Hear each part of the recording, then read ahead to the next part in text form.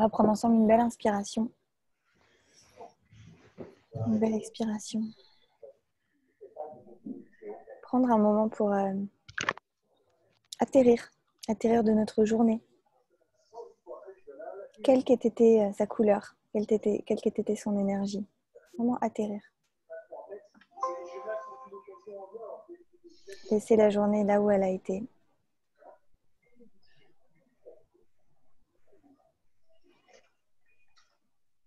Vraiment s'ancrer dans le présent de cette soirée. Les derniers jours de Sukkot qui s'ouvrent pour nous.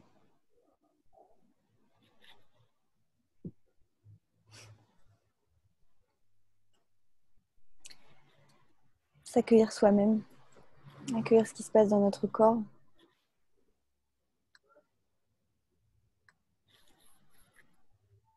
Prendre un moment pour se reconnecter à toutes les sensations internes. La température du corps, le battement du cœur.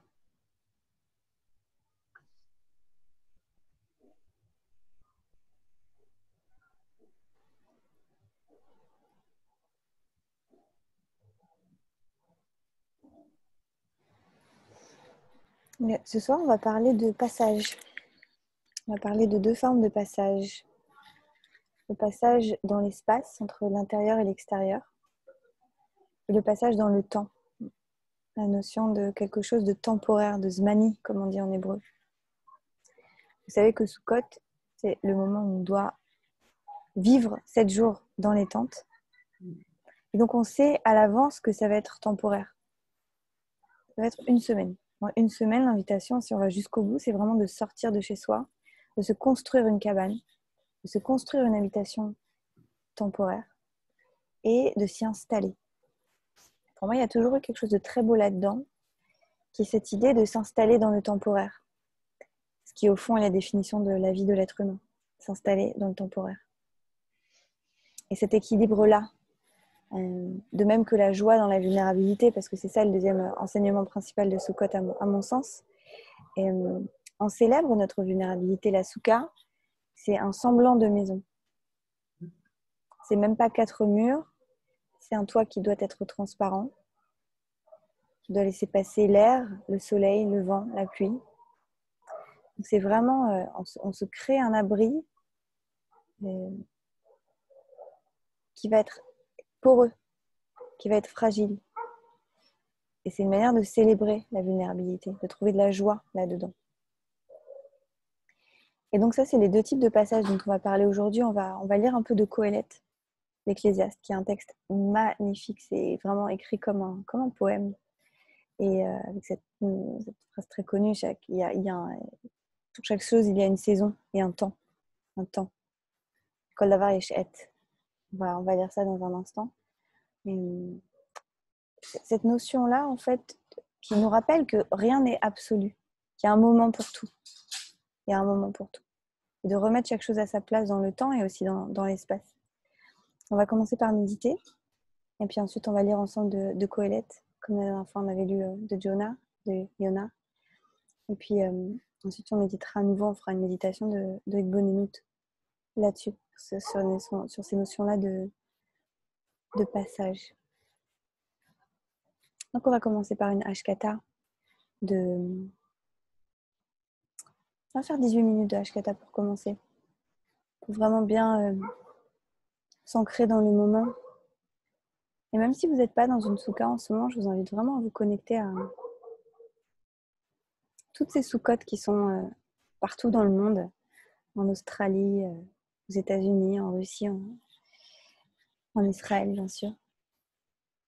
Voilà, se connecter à nous-mêmes et se connecter à tout le Ham Israël, vraiment, qui est dans des soukottes en ce moment. Se connecter à l'énergie de cette fête, que parfois on ressent moins quand on est dans les grandes villes, dans Paris. On vérifie qu'on est installé bien confortablement.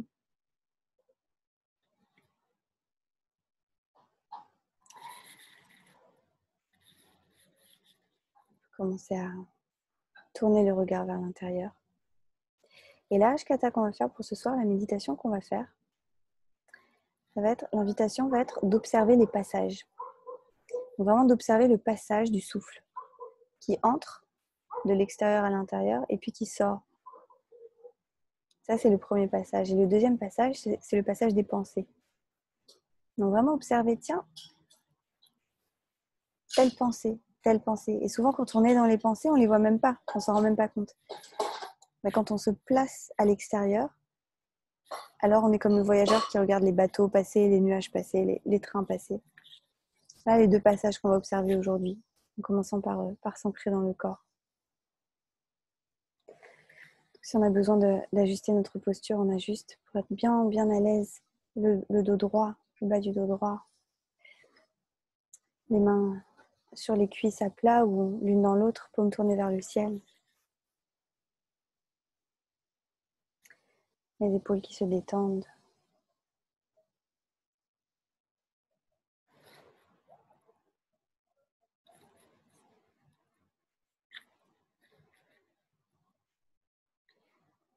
Les muscles des yeux qui se détendent.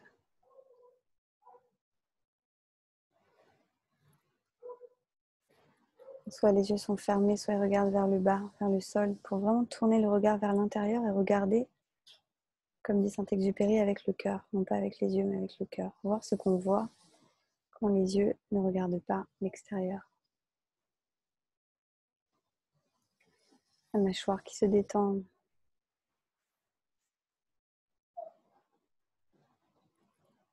Observez les passages en nous.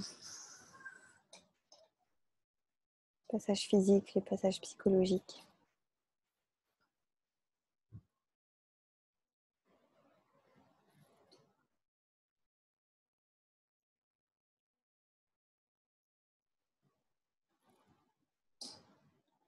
Faire confiance au système qui de lui-même va dévider toutes les pensées, laisser sortir les pensées.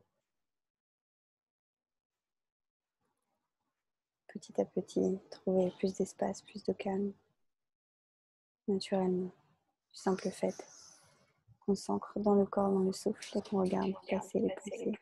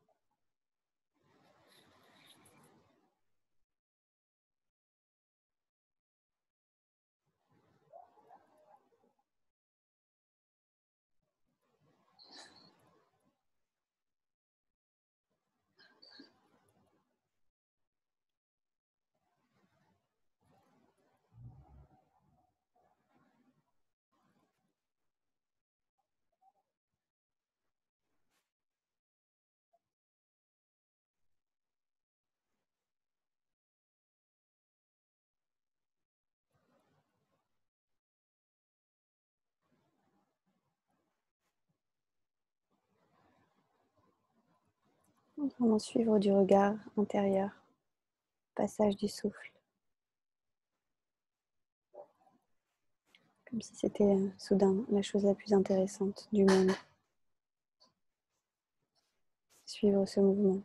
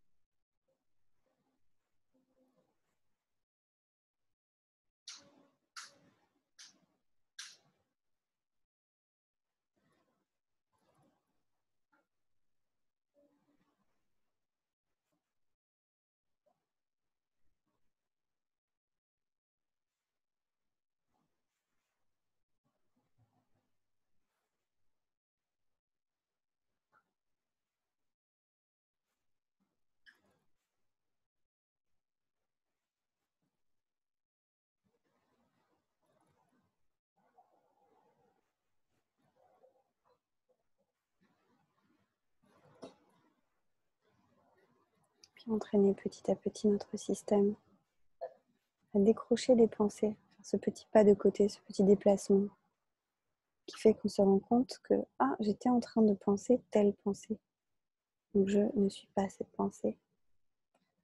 Et cette pensée passera, puis une autre viendra et passera.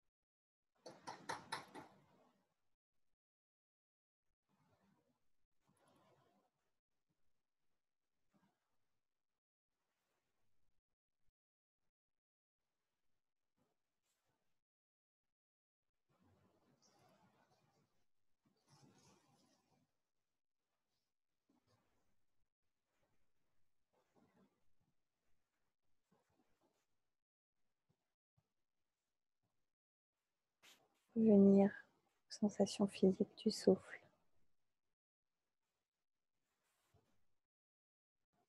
Encore une fois, pour en observer le passage. Côté transitoire, perpétuellement transitoire.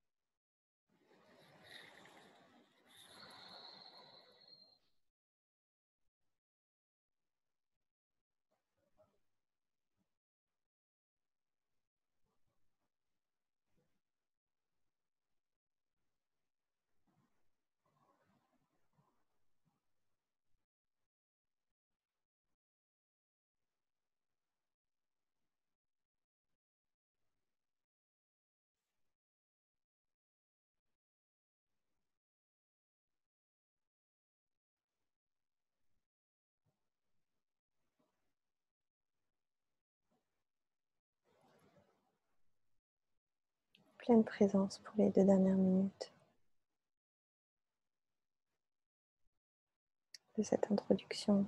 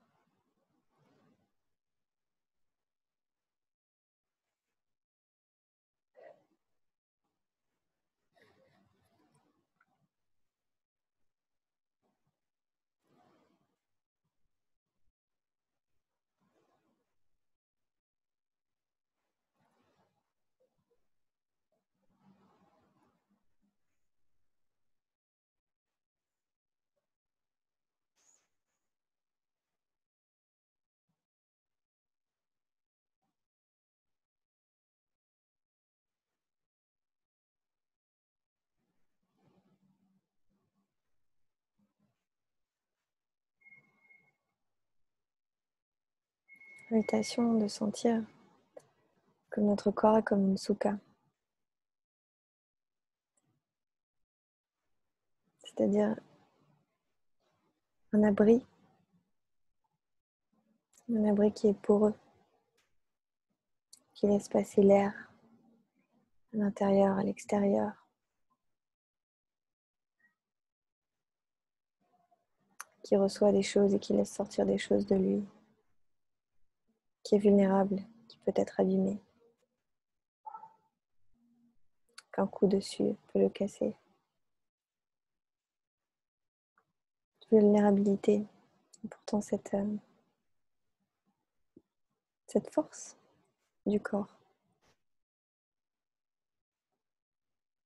qui nous porte dans cette vie,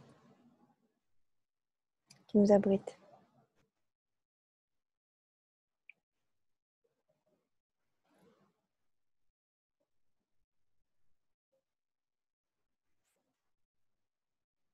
On prend une belle inspiration, une belle expiration.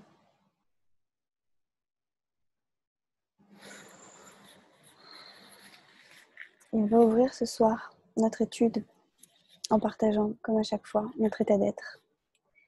L'état du corps, l'état d'esprit, l'état émotionnel. Notre kavana, notre intention pour ce soir. Et puis peut-être une chose qu'on a envie de partager sur notre expérience de Sukkot cette année. Et c'est pas obligé d'être positif, on n'est pas obligé d'avoir quelque chose de fantastique à raconter. Une chose, juste pour amener la lumière de la conscience sur notre expérience, notre relation à la fête cette année. Alors, je commence et puis je vous appelle tel que je vois sur l'écran. L'état d'être, c'est une grande fatigue. Plusieurs jours levés très tôt.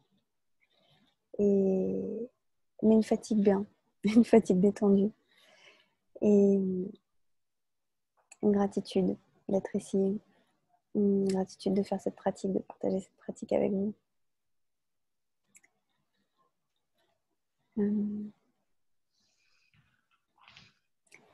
Et une de mes expériences de Sukkot de cette année de joie, c'est que pour la première fois j'avais ma propre soukha dans le jardin, dans l'herbe en bas et de mon immeuble. Et tous les soirs on avait des amis, on a joué de la guitare, tout ça, des bougies, des choses comme ça, des petites lumières. Et c'était très beau. Et j'espère pouvoir même l'année prochaine encore plus vivre sous la soukha autant que possible. Et, voilà. Et ma kavana pour ce soir, c'est justement de méditer sous la soukha pour les derniers soirs, pour nous de la fête, pour Hoshana Rabbah, qui est pour nous Hoshana Rabbah ici ce soir. Méditer sous la soukha et de partager cette pratique avec vous, de partager le sens de Sukkot avec vous. Yael? Alors, mon état d'être, j'ai l'impression d'avoir été dans une machine à laver, moi, au niveau émotionnel. Je suis un peu, voilà, avec des hauts et des bas. C'est pas une période facile, je pense que ça vient aussi de là. Je crois dans la mémoire du corps, en fait, donc il y a des choses qui se réactivent. Voilà, donc je pense que je suis assez... Bon, je reste ancrée, j'essaye en tout cas, mais voilà, je suis assez avec des hauts et des bas émotionnels. Mon expérience de Souka, je me juge, mais voilà, hein? Je me juge parce que j'y pensais en fait. En fait, j'ai fait une expérience des fêtes. Et je me dis, j'ai pas fait ce que j'avais envie de faire, ou j'ai pas réussi en tout cas. J'avais un jardin, j'ai évoqué l'idée de faire une souka, et puis voilà, comme personne n'a enclenché, etc., j'ai laissé tomber.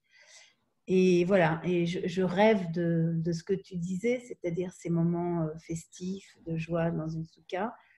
Voilà, j'ai du mal parce que je me sens assez seule, moi, au niveau de ce projet. Voilà, donc voilà, je suis un peu dans la souka avec toi. C'est vraiment le but. Merci pour ça, parce que c'est comme si j'étais un peu récupérée et que voilà, et que je continue. C'est vraiment le but. Et j'espère que tu ne juges pas. Il n'y a rien de difficile que de nous... Comment dire, cette espèce de se tirer soi-même. Je veux dire, le contexte, l'influence du contexte est énorme, absolument énorme. Il n'y a rien de plus difficile, vraiment. Et quand déjà il y a le désir, et le désir de connexion, petit à petit, ça transforme la réalité. Je sais pas où tu seras l'année prochaine. Mais en tout cas, ça me fait vraiment penser que si Dieu veut, quand ce sera possible, peut-être qu'on fera une retraite, voilà, pendant Soukhot. Comme ça, tout le monde prendra une semaine et on sera en Israël parce que le climat est parfait et qu'on est dehors, quoi, et on est sur le sol. Et ça peut être très beau. Ça peut être très beau. Ça peut être une idée pour l'année prochaine. C'est faisable. Hein. Ouais. J'en rêve. À l'année prochaine, alors. Donc, ça, Merci. Ouais, le pouvoir de la Kavana. Boucha Ba'a. Joël.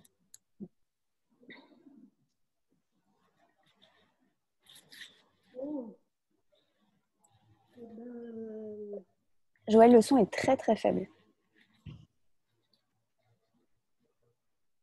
Ça va mieux, pourtant je suis à fond. Ouais, là c'est bien, là c'est très bien. C'est très bien. Alors, bon ben moi je suis arrivée un peu sur le chapeau de roue. Ça veut dire que j'avais vraiment envie d'assister à, quand j'ai vu le message de cette réunion ce soir, j'avais envie de comprendre ce que c'était que Soukhot. J'ai jamais vraiment, pour moi, la Souka, ça remonte à allez, je crois que je devais avoir 11 ans. Voilà, c'est des vieux souvenirs dans une école, à l'école israélite de Paris, Maïmonide, que certains connaissent.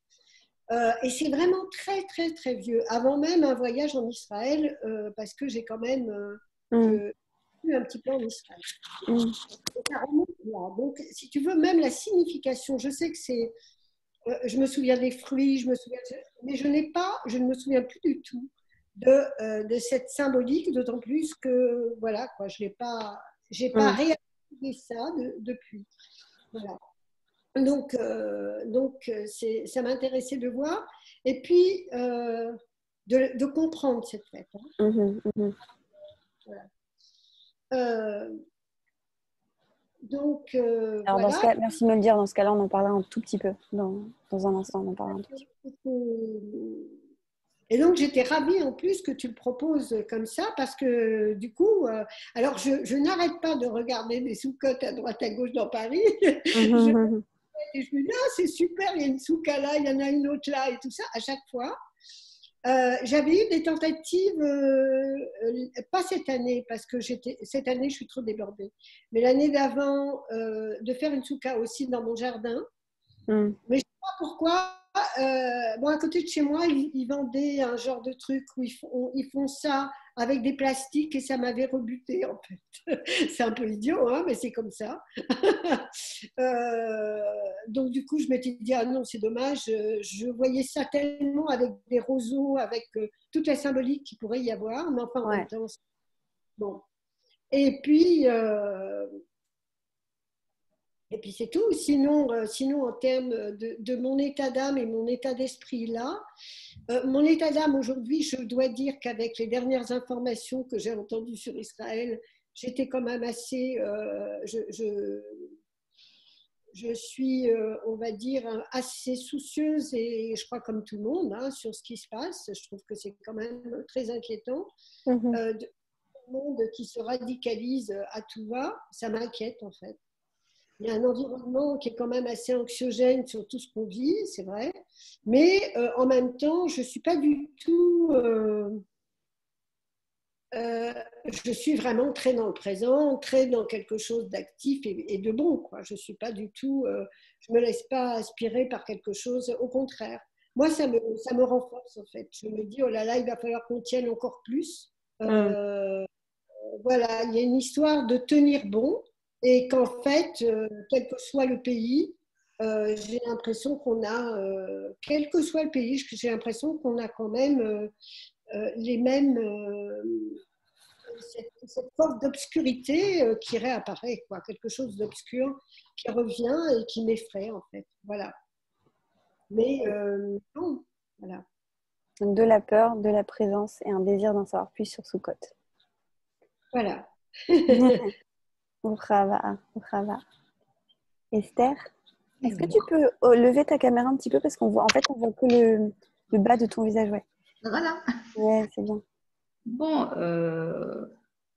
par quoi commencer? Mon état, c'est ça mon état d'esprit. L'état d'être, ça veut dire vraiment, on commence par le corps, en fait, comment le corps se sent, et puis la tête. Et puis... J'ai envie de dire, on est quasiment fin de semaine, donc ça va mieux qu'en début de semaine. Si je dois revenir à lundi, mardi, j'étais plus sous tension, on va dire. Alors aujourd'hui, je suis capable de faire une méditation avec vous, c'est que ça allait mieux, ça ira encore mieux à la fin de la méditation, en fait. Donc voilà, oui, on va dire ça comme ça, ça va mieux qu'au début de semaine, donc je me sens un peu plus sereine. Mon expérience de la fête, ben moi j'ai pas eu l'occasion, en fait j'ai eu l'occasion d'aller sous la Soukotte que mardi. C'est pas du tout prévu, c'est une amie qui m'a proposé. Donc il y avait que nous deux, dans la synagogue la plus proche. Et comme elle est très pratiquante, elle m'a fait faire la prière avec l'oulav, les bénédictions et tout. Donc c'était pas quelque chose je m'attendais pas, ça s'est fait comme ça.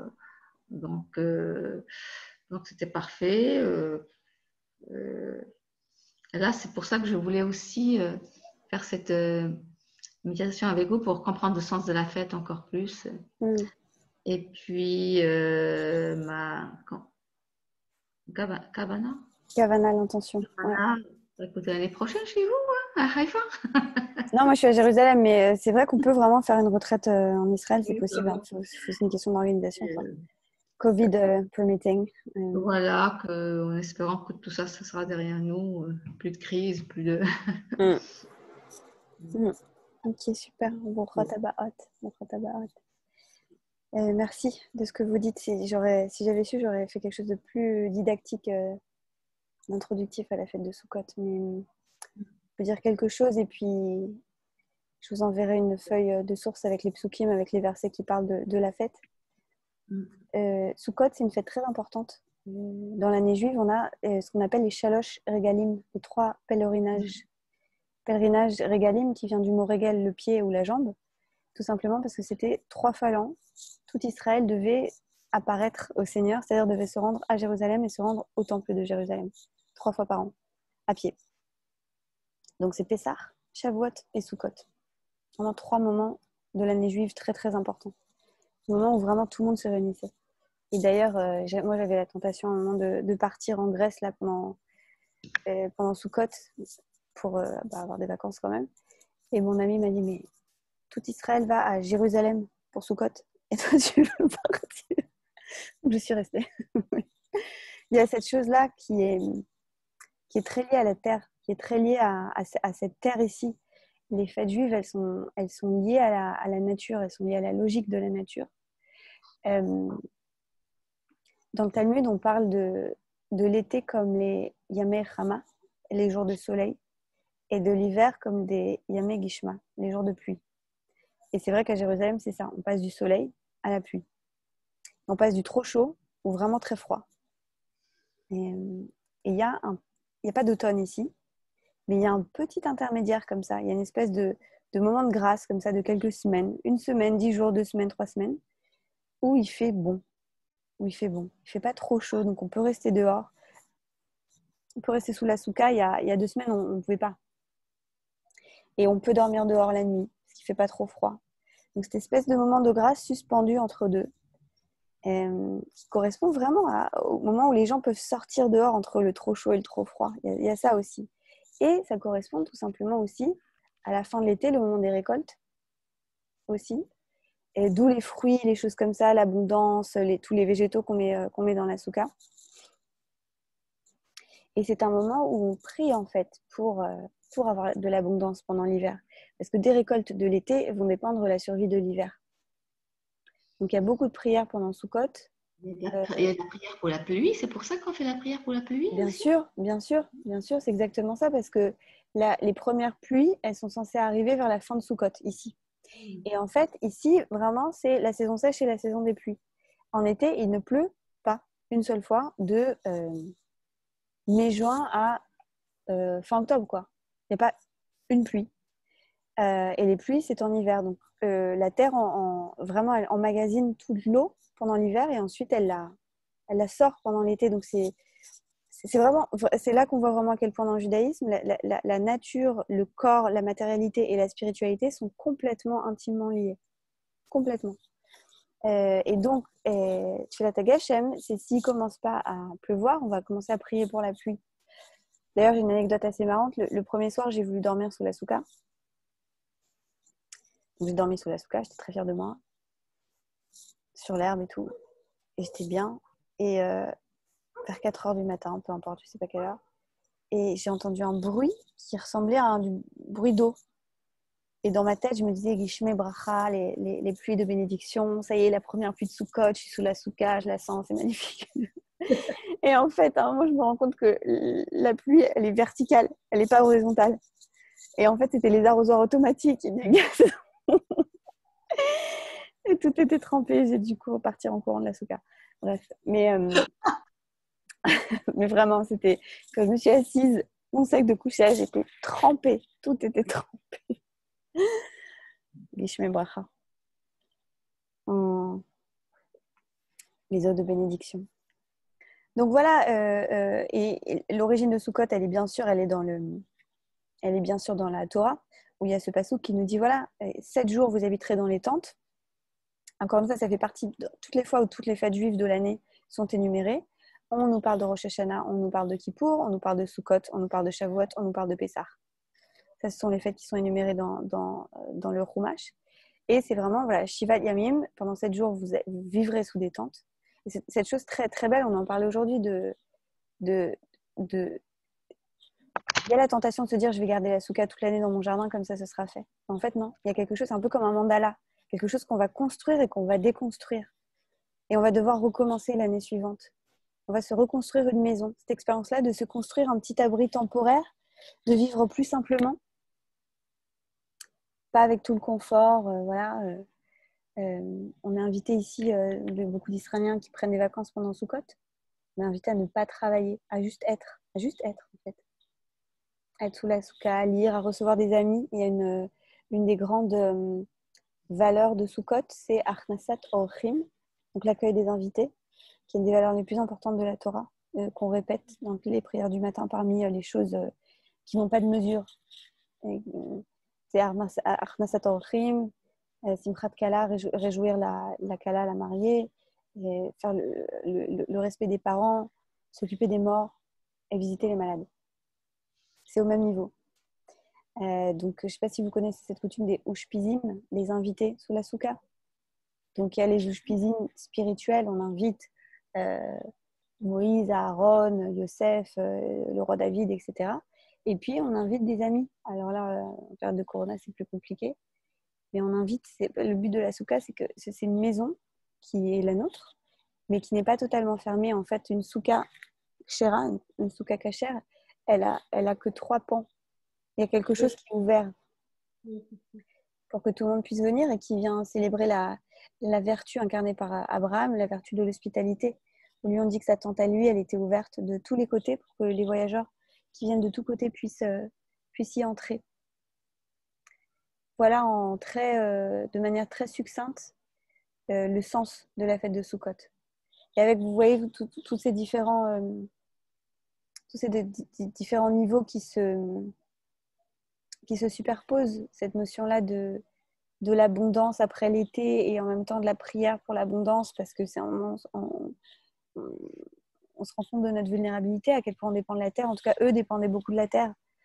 On voit dans le Chumash, je veux dire, c'était pas rare de devoir quitter son pays parce qu'il y avait des famines jusqu'au 19e siècle. Il y a plein de juifs qui sont partis de pays européens avant l'antisémitisme, c'était les famines.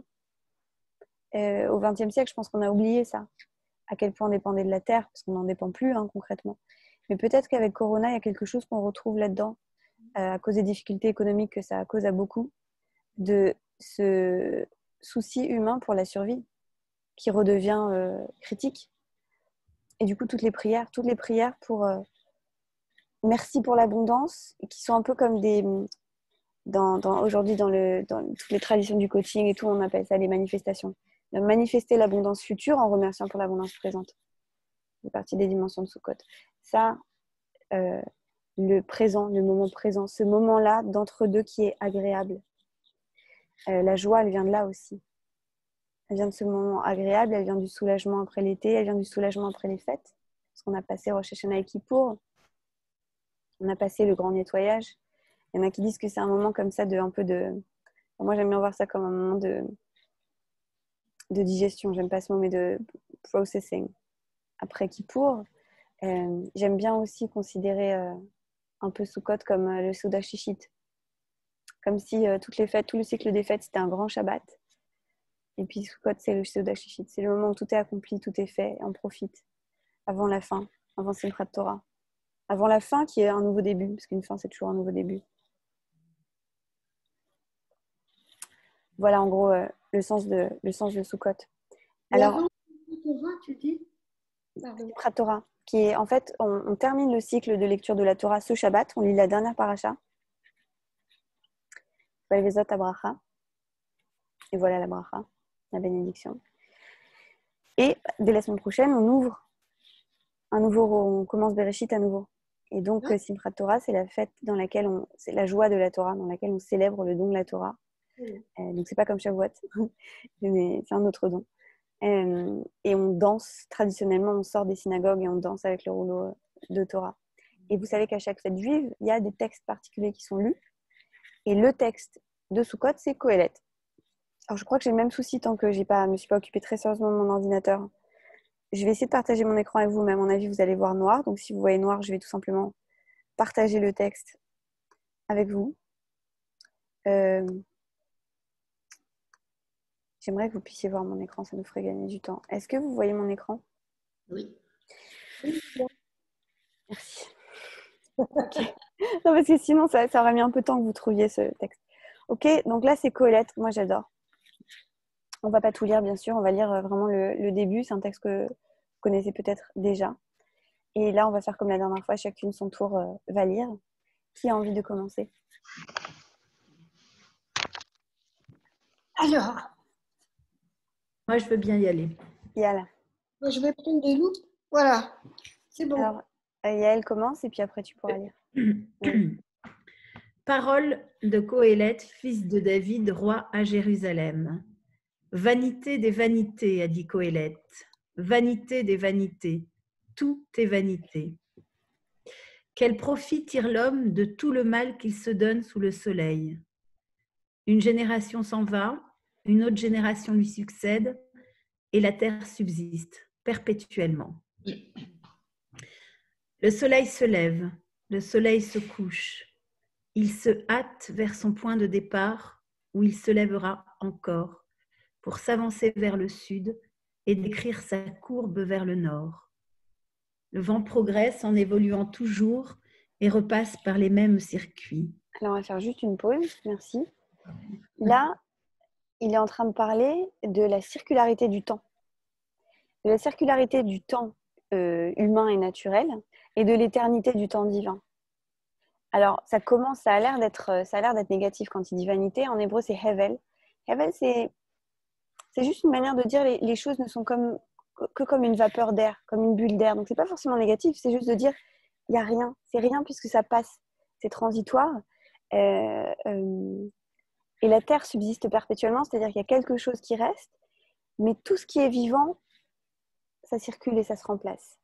Et donc là, on est dans quelque chose de circulaire. Et le lien avec Sukkot, et ça c'est la dernière dimension dont je ne vous avais pas encore parlé, c'est que on est au début d'une nouvelle année pour nous.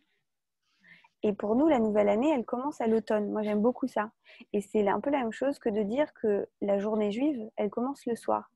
La journée juive, elle ne commence pas le matin, elle ne commence pas en janvier. Elle commence le soir, elle commence au crépuscule de l'année, elle commence au crépuscule de l'été. Avant que les jours ne commencent à raccourcir, avant qu'il commence à faire plus froid, etc. On s'enfonce dans le noir et la lumière revient. Mais nous, l'année, elle commence là. Et donc, c'est à ce moment-là qu'on lit Kohelet, qui nous parle du temps. Voilà, le soleil se lève, le soleil se couche, il fait sa courbe, etc. Donc, on commence comme ça. Ok. Tu veux continuer à lire un petit peu?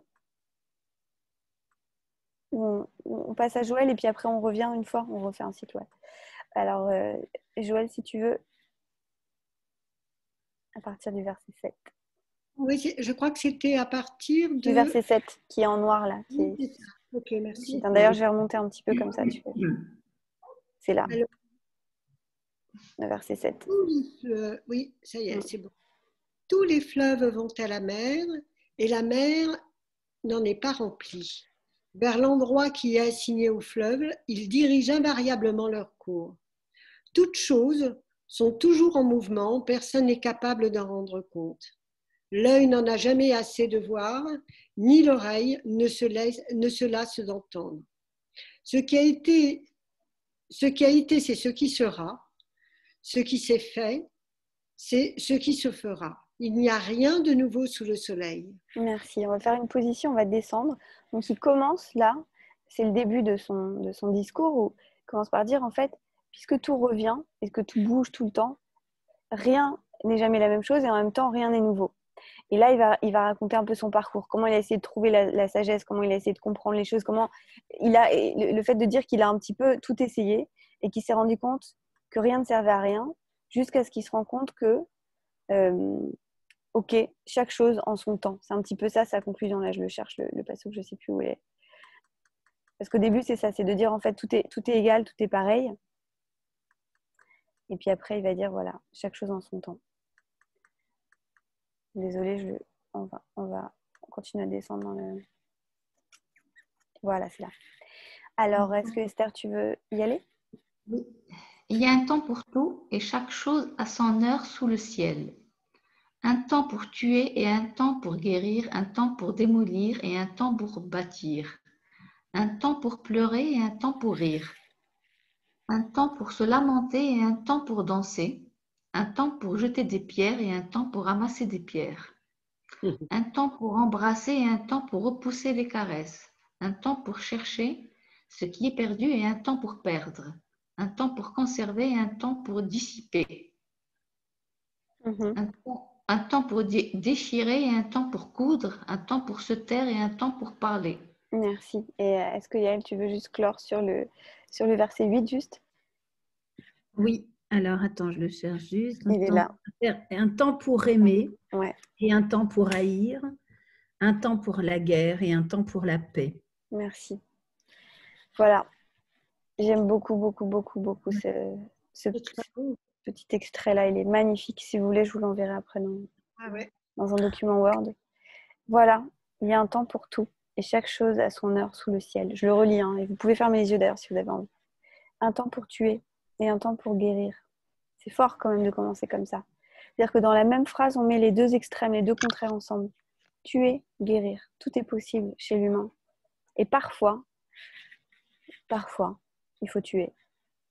On a fait la guerre d'indépendance, on a fait la guerre de résistance contre les Allemands, des choses comme ça. C'est-à-dire dire que ça fait partie de l'expérience humaine, que parfois il faut faire certaines choses et qu'il y a un temps pour guérir, un temps pour démolir et un temps pour bâtir, un temps pour pleurer et un temps pour rire, un temps pour se lamenter et un temps pour danser, un temps pour jeter des pierres et un temps pour ramasser des pierres, un temps pour embrasser et un temps pour repousser les caresses, un temps pour chercher et un temps pour perdre, un temps pour conserver et un temps pour dissiper, un temps pour déchirer et un temps pour coudre, un temps pour se taire et un temps pour parler, un temps pour aimer et un temps pour haïr, un temps pour la guerre et un temps pour la paix. Et on s'arrête avec le mot shalom.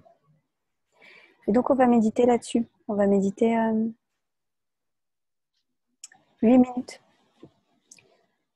sur ces notions-là d'un temps pour tout. Et là, on est dans le temps de la célébration, de la joie. Hein. Sukkot, ça s'appelle Zman Simchatenu, le temps de notre joie. Une méditation de Hitbonenut, peut-être le moment justement de se demander. Donc Hitbonenut, c'est la contemplation comment on peut décrire ça? L'observation contemplative, donc quelque chose d'un peu plus analytique. Regarder en nous, c'est un temps pourquoi en ce moment dans ma vie? Ce Sukkot, ce mois d'octobre. On peut ajuster notre posture, on peut fermer les yeux. Se poser la question, c'est un temps pourquoi, ce temps-là?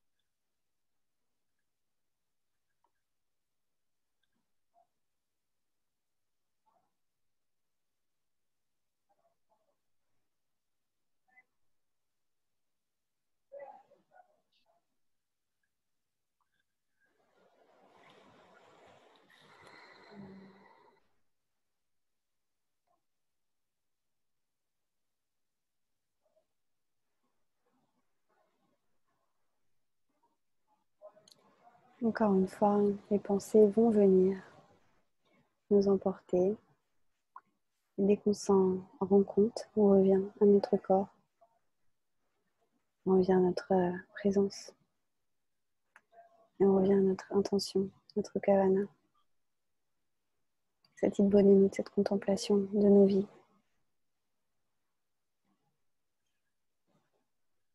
C'est un temps pourquoi, ce temps-là.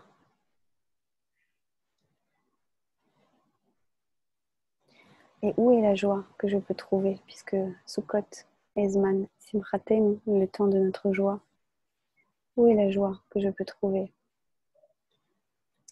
Dans ce moment transitoire et dans ce moment de vulnérabilité.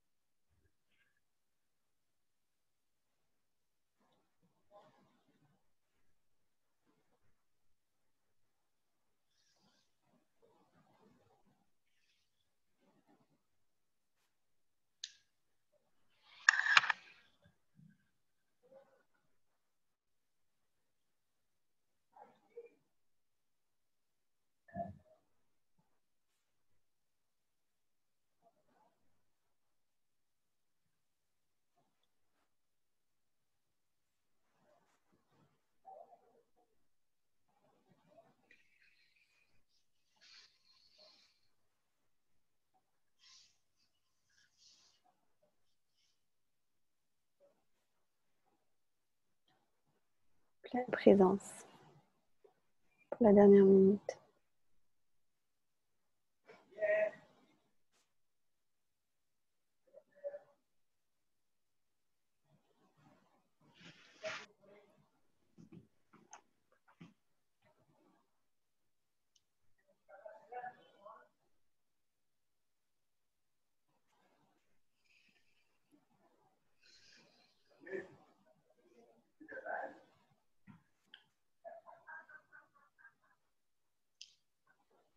Puis on prend une belle inspiration, une belle expiration.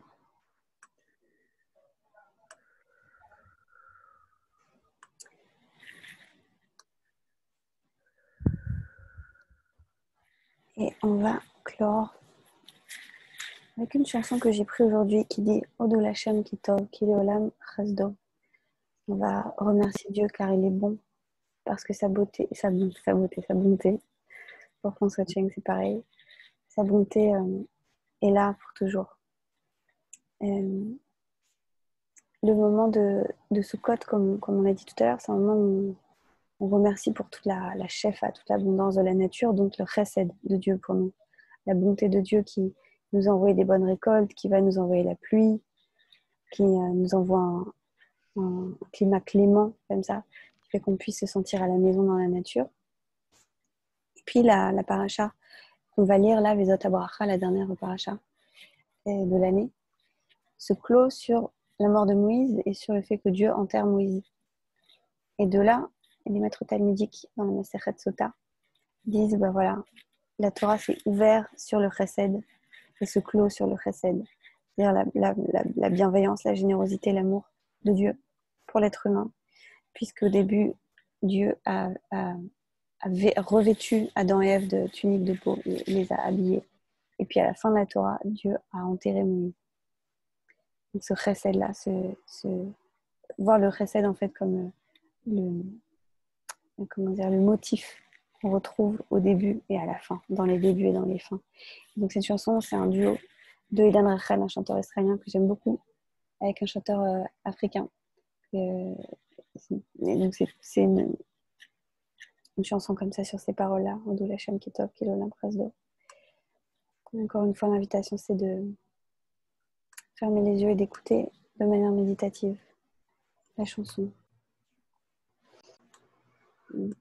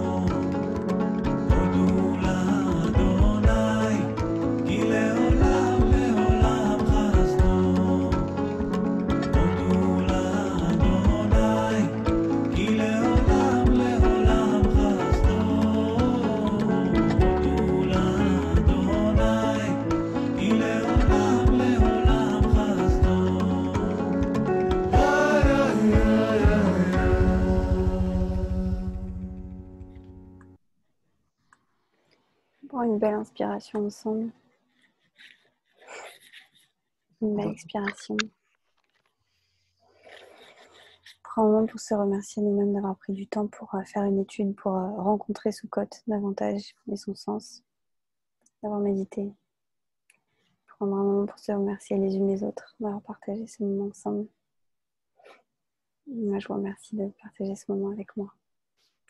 Est-ce qu'on a des questions, des remarques, des partages, des brachot? J'ai beaucoup aimé le morceau que tu nous as fait entendre, d'autant plus que j'avais jamais entendu de. Enfin, on est très musiciens, mais je connaissais pas de version avec des voix africaines chantant l'hébreu. Ou ils chantent pas l'hébreu, ils chantent une autre langue que je connais pas d'ailleurs. Mais Dan Rachel chante en hébreu. C'est deux langues, c'est une chanson à deux langues. Ils chantent pas en hébreu en fait. Le premier chante en hébreu, le second non. Ah d'accord. Super. Autre chose? Ok. La traduction des paroles, c'est quoi? Les paroles? Odou Lachem Kitov Kilolam Chasdo. Je remercie Dieu car il est bon, car son amour générosité dure pour toujours. Et je vous l'envoie cette semaine Blinéder, enfin avant Shabbat si j'arrive. Comme certains d'entre vous ont pu remarquer, je suis un peu déconnectée cette semaine. Ok. Chag Sameach, Shabbat Shalom, Shabbat Shalom. À bientôt. Merci. Bye bye. Bye bye.